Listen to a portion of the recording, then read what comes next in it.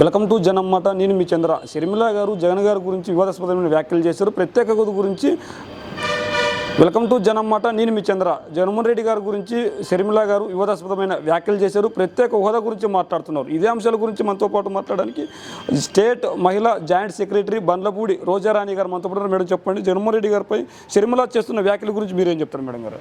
అసలు వచ్చి రాగానే అసలు శరవేగంగా ఫ్లైట్ దిగిందా లేదా, విజయవాడ వస్తుందా లేదా, పిసిసి పదవి తీసుకుందా లేదా, అసలు ఇంకా బాణాస్త్రాలు అసలు ఇంకా అలా సంధిస్తూనే ఉందని చెప్పి చెప్పుకోవాలన్నమాట.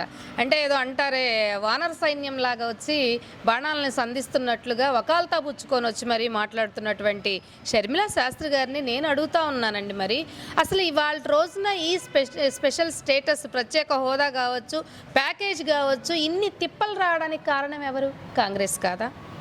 మరి అలాంటిది ఇవాళ రోజున వాళ్ళ తరపున వకాల్తా పుచ్చుకొని వచ్చేసి మా ఆంధ్ర రాష్ట్రానికి వచ్చి ఇక్కడ డెవలప్మెంట్ గురించి, ఇక్కడ జగన్మోహన్ రెడ్డి గారి గురించి రకరకాల కామెంట్స్ చేయడానికి అసలు ఆమె మాట్లాడే దానిలో అర్థం ఉన్నట్లయితే మాకు అనిపించట్లేదండి.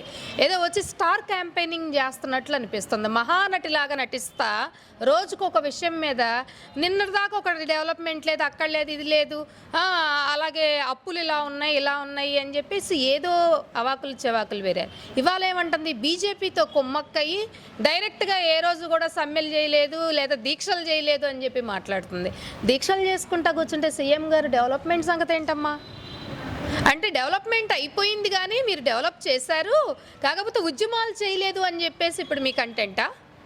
ఇవాళ ఏం కంటెంట్ తీసుకొని మీరు మాట్లాడుతూ ఉన్నారు? బీజేపీతో పత్తులు అని చెప్పి. బీజేపీతో లోపాయకర ఒప్పందం ఉంది కాబట్టి జగన్మోహన్ రెడ్డి గారు ఏం మాట్లాడట్లేదు అంటున్నారు ఆవిడ. నేను ఒకటైతే చెప్తానండి, ఇప్పుడు రాష్ట్రంతో కేంద్రానికి ప్రతి రాష్ట్రాలు ఫ్రెండ్లీ పాలిటిషియన్ చేయాల్సిందే. ఎందుకంటే కేంద్రానికి ఉండే రెస్పాన్సిబిలిటీస్ కూడా ప్రతి రాష్ట్రానికి ఉంటాయి.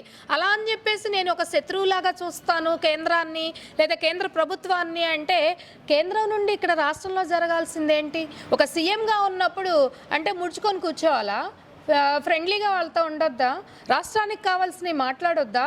ప్రతి మీటింగ్లోనూ డైరెక్ట్గా జగన్మోహన్ రెడ్డి గారు స్పెషల్ స్టేటస్ గురించి కావచ్చు, అన్నిటి రావాల్సిన నిధుల గురించి కావచ్చు, ప్రత్యేకంగా అలాగే పోలవరం గురించి కావచ్చు, అవన్నీ చేయకుండా ఉంటేనే ఇవాళ రోజున ఇక్కడ ఈ పోలవరం గురిలో కావచ్చు, ఇవన్నీ కూడా రేపు 2025 ఖరీఫ్ ఏదైతే సీజన్ వస్తుందో పంటలు, ఆ టైంకి డెఫినెట్గా ఈసారి పోలవరం ప్రాజెక్ట్ నుండి నీళ్లు నిల్వ చేసి రైతులు ఉపయోగపడేలాగా చేయాలి అని చెప్పేసి కంకణం కట్టుకొని వాళ్ళ రోజున జగన్మోహన్ రెడ్డి గారు చేస్తున్నటువంటి విషయం ఆవిడ కళ్ళకు కనిపించట్లేదా? అమ్మ మహాతల్లి, ఒకసారి నువ్వు పచ్చ కళ్ళద్దాలు తీసేసి ట్రాన్స్పరెంట్గా చూసావనుకో, అసలు ఇక్కడ ఆంధ్రప్రదేశ్లో ఏం జరుగుతుంది, జగనన్న ప్రమాణ స్వీకారం చేసిన తర్వాత ఏం జరుగుతుంది, మీకు ఈ రోజు వరకు మొత్తం కూడా మీరు అసలు నీతి ఆయోగ్ లిస్ట్ ఒకటి ఉంటుంది మీకు, అది తీసుకొని తెప్పించుకొని చూడండి. ఆ తర్వాత ఎవరు స్క్రిప్ట్ ఇస్తే వాళ్ళది చదివి వాళ్ళకి మాకు వచ్చి ఇక్కడ అప్పచెబుదురు. కానీ అంటే ఇన్ని రోజులు కాంగ్రెస్ పార్టీ రాష్ట్రాన్ని విడగొట్టిందని ద్వేషం పెంచుకున్న ఈ ప్రజలు అదే కాంగ్రెస్ పార్టీతో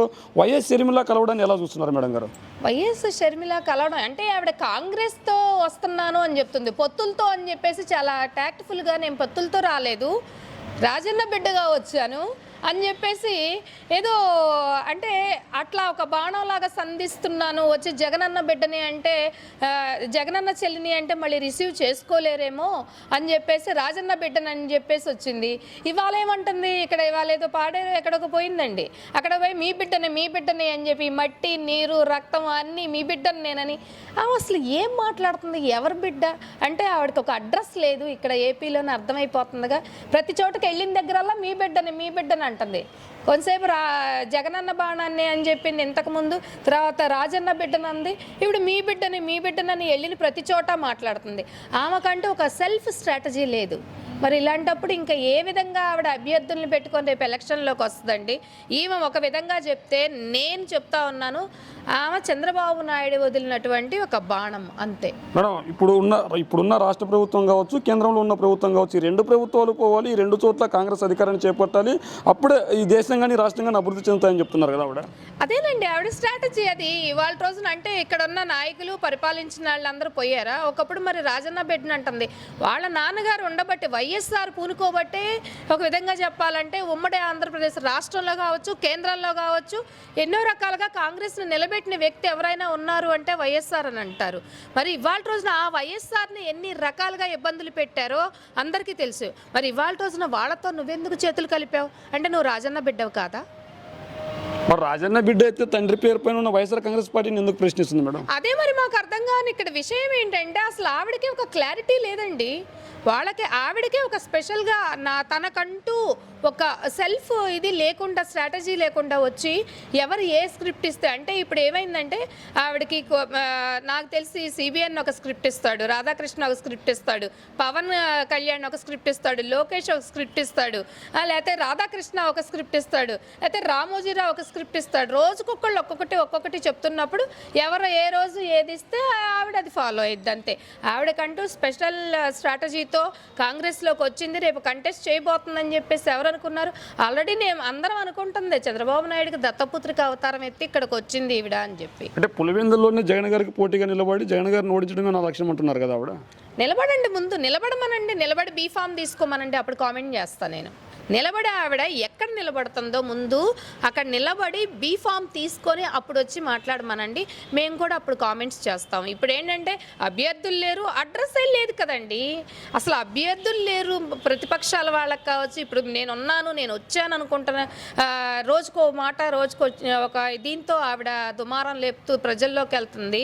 అసలు ఆవిడ ఇన్ని రోజులు అభ్యర్థులు లేకపోవచ్చు, కాంగ్రెస్ పార్టీకి మనుగడ లేకపోవచ్చు. వైఎస్ షర్మిల కాంగ్రెస్ పార్టీ పగ్గలు చేపట్టిన తర్వాత అందరూ చూపు కాంగ్రెస్ వైపు చూస్తున్నారు కదా. మరి ఈ నేపథ్యంలోనే వైఎస్ఆర్సీపీలో అసంతృప్తిలో ఉన్న నాయకులు కావచ్చు, కార్యకర్తలు కావచ్చు, అందరూ కాంగ్రెస్ పార్టీలోకి వెళ్ళి కాంగ్రెస్ పార్టీ బలపడే అవకాశం లేదంటారా? మరి కాంగ్రెస్ పార్టీ బలపడుతుందని నేను అనుకోవట్లేదండి. కొత్తగా కాంగ్రెస్ పార్టీలో ఉన్నవాళ్ళు ఎవరు, నేను నిన్న కూడా చెప్పాను, వైఎస్ఆర్కి వైఎస్ఆర్ కాంగ్రెస్ పార్టీకి తేడా లేదు. రాజన్న రాజ్యమే జగన్మోహన్ రెడ్డి ద్వారా ఇక్కడ ఆంధ్రప్రదేశ్లో గత 4.5 దగ్గర 5 సంవత్సరాల నుండి ఇక్కడ ఉంది. ఏదైతే తండ్రి కళ్ళ కన్నాడో అదే ఇక్కడ జరుగుతూ ఉంది. కాబట్టి ఏంటంటే ఇప్పుడు కొత్తగా కాంగ్రెస్ మళ్ళీ ఈవిడొచ్చి కాంగ్రెస్లోకి వెళ్ళిపోయి ఇక్కడ జరిగేది అవన్నీ కూడా కాదండి. ఇవన్నీ కూడా వలస రాజకీయాలు, వలస పక్షులు చేస్తున్నటువంటి ఒక రకమైనటువంటి క్రీడలు, వికృత చేష్టలని అయితే నేను చెప్తాను. ఏదేమైనా షర్మిల గారు జగనన్న ప్రభుత్వంపై ప్రశ్నలన్నీ ఆ జగన్మోహన్ రెడ్డి గారికి వ్యతిరేకంగా పనిచేసి టీడీపీ జనసేనకు సానుకూలంగా పనిచేసి వాళ్ళ అధికారానికి చేరువ చేసే అవకాశం లేదంటారా? నేను చేరువ చేస్తుంది అని కూడా నేను చెప్పనండి. ఆవిడ కొంతసేపు ఏంటంటే నేను కాంగ్రెస్ అది ఇదని చెప్పి మాట్లాడుతుంది, కానీ ఆవిడ మాట్లాడే మాటలు, ఆవిడ ప్రవర్తన అన్నీ చూస్తే ఏంటంటే సిబిఎన్కి అనుకూలంగా చేస్తున్నట్టే కనిపిస్తుంది. చూస్తూ ఉండండి, తెలంగాణలో ఏదైతే చేసిందో ఇక్కడ కూడా ఆవిడ అదే చేస్తుంది.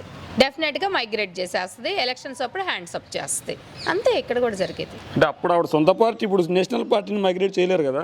నేషనల్ పార్టీని మైగ్రేట్ చేయలేకపోవడం ఏముందండి, ఇప్పుడు వర్క్ చేస్తుంది ఆవిడ. ఇప్పుడు ఏంటంటే కాంగ్రెస్ వేరు, చంద్రబాబు నాయుడు వేరు అని అయితే నేను చెప్పను.